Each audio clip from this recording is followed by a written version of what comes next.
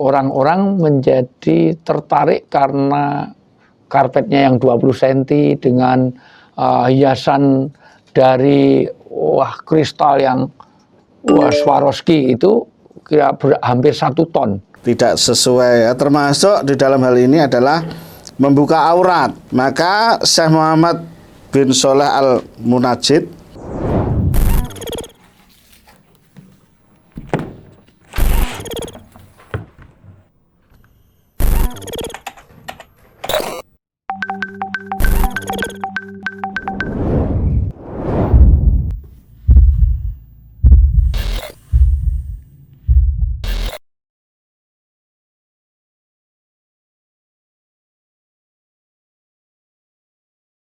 Assalamualaikum warahmatullahi wabarakatuh. Alhamdulillah bertemu lagi di Al-Kalam, Lembaga Konsultasi dan Kajian Agama. Ini kaitannya dengan akhwat yang belum menutup aurat.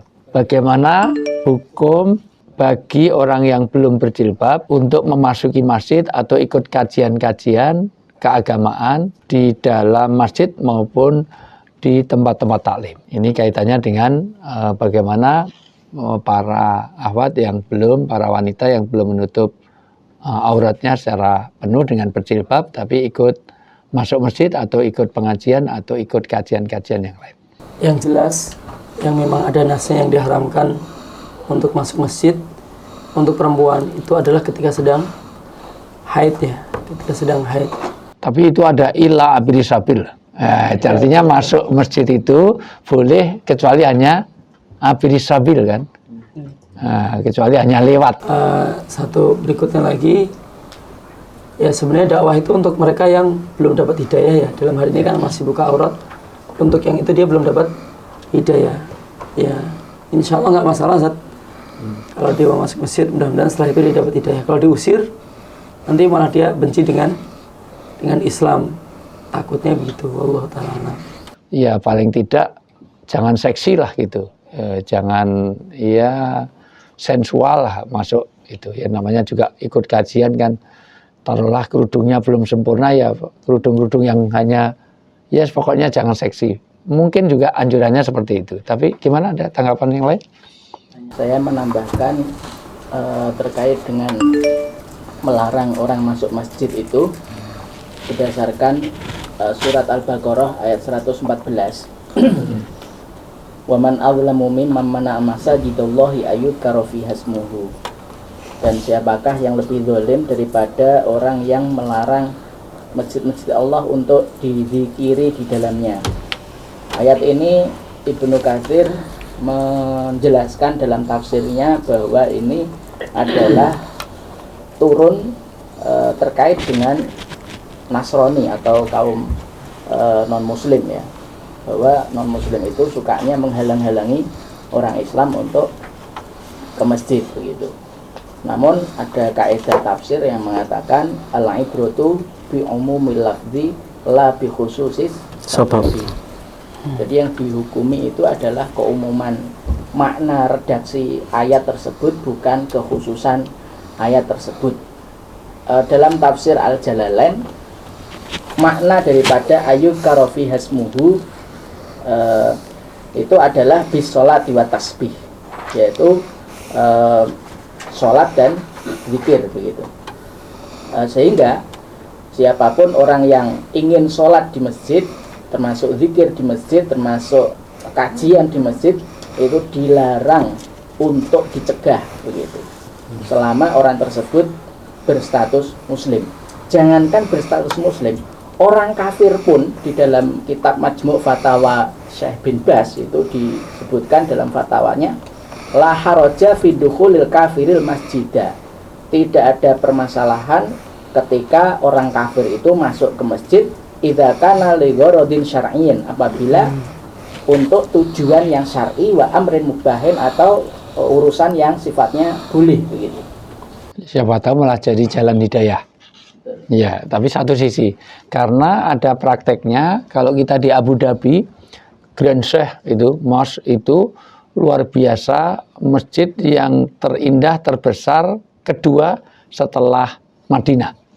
Dan mewahnya luar biasa, dengan sekian banyak kubahnya itu, itu orang-orang menjadi tertarik karena karpetnya yang 20 cm dengan hiasan dari kristal yang Swarovski itu kira hampir 1 ton hanya untuk itu.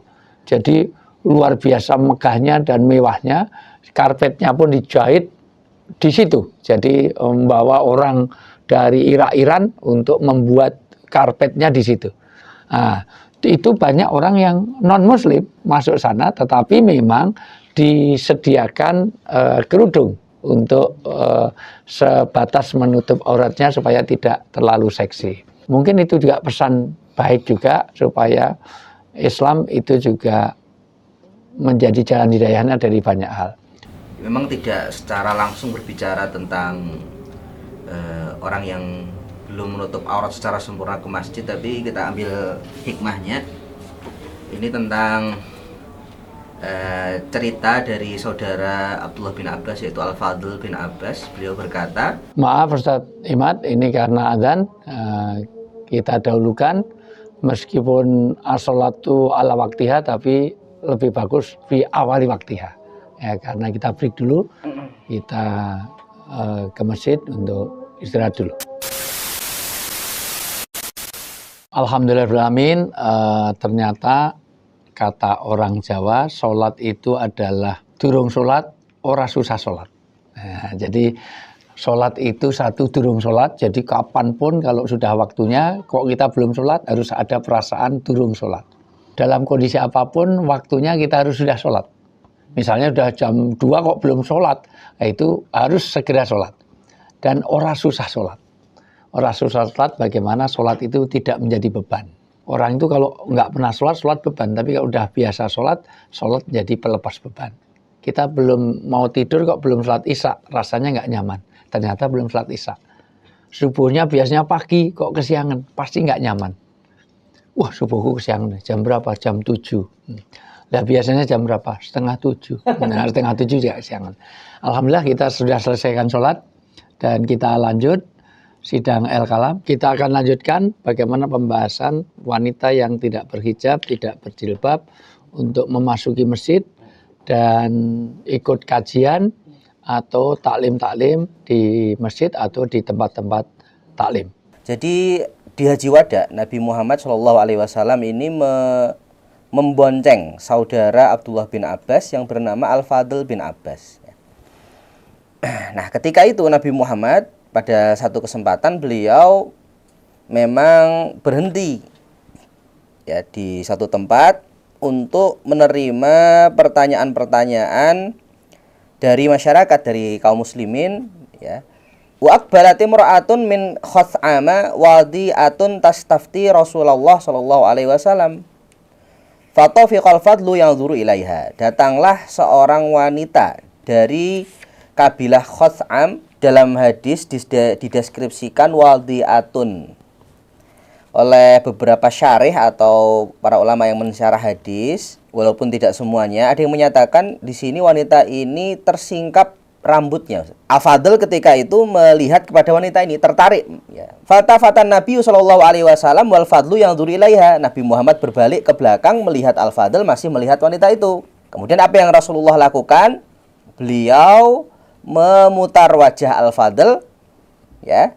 Dan setelah itu menerima pertanyaan wanita ini. Nah, di sini ada pelajaran dari hadis ini bahwa Nabi Muhammad tidak mengusir wanita itu dan menerima pertanyaannya. Hanya di sini ada poin yang kedua, Nabi Muhammad meminimalisir dampak ya atau khawatir kalau ada fitnah yang terjadi, maka beliau memalingkan wajah Al-Fadl. Di sini saya ingin tadi juga menggarisbawahi yang disampaikan oleh Ustaz Jayanto bahwa di beberapa masjid ketika ada wanita yang tidak berhijab secara sempurna itu diberikan ya kain penutup lah, walaupun bukan disebut hijab ya, paling tidak. Nah, dengan itu ya meminimalisir dampak tabarruj atau meminimalisir fitnah ini juga penting untuk dilakukan.